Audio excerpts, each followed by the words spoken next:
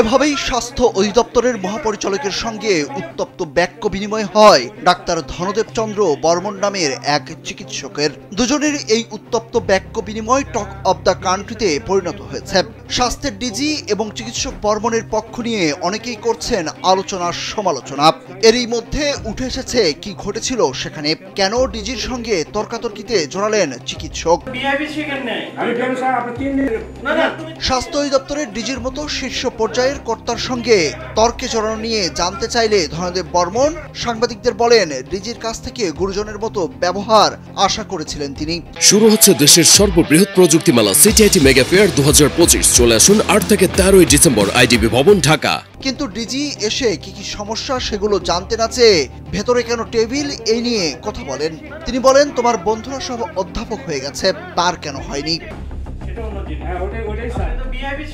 2013 সালে MS degree অর্জনকারী Dhandev Barman মাত্র 4 মাস আগে সহকারী অধ্যাপক পদে পদোন্নতি পান।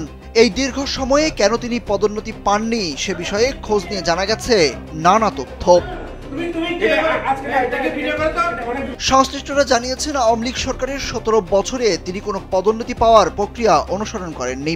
ডাক্তার বর্মনের পরিচিত চিকিৎসকদের সঙ্গে কথা বলে জানা গেছে, ডাক্তার বর্মন ময়মনসিংহ শহরে থেকে বিভিন্ন ক্লিনিকে অপারেশন করার সুবিধা নেয়ার জন্য আগে পদোন্নতির জন্য আবেদন করেননি। পদোন্নতির একটি ক্রাইটেরিয়া হলো বার্ষিক গোপনীয় প্রতিবেদন জমা দেওয়া।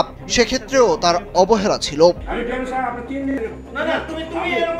নাম প্রকাশে অনিচ্ছুক স্বাস্থ্য অধিদপ্তরের একজন কর্মকর্তা গণমাধ্যমকে জানান, অবহেলা করে ডাক্তার ধনদেব ফাউন্ডেশন ট্রেনিং করেননি, ডিপার্টমেন্টাল পরীক্ষায় পাশ করেননি, সিনিয়র স্কেল পরীক্ষাই দেননি, পদোন্নতির ক্রাইটেরিয়াগুলো তিনি পূর্ণ করেননি, তাই পদোন্নতি হয়নি।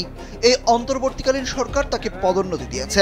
চলতি বছরের 29 জুলাই তিনি সহকারী অধ্যাপক পদে পদোন্নতি পান।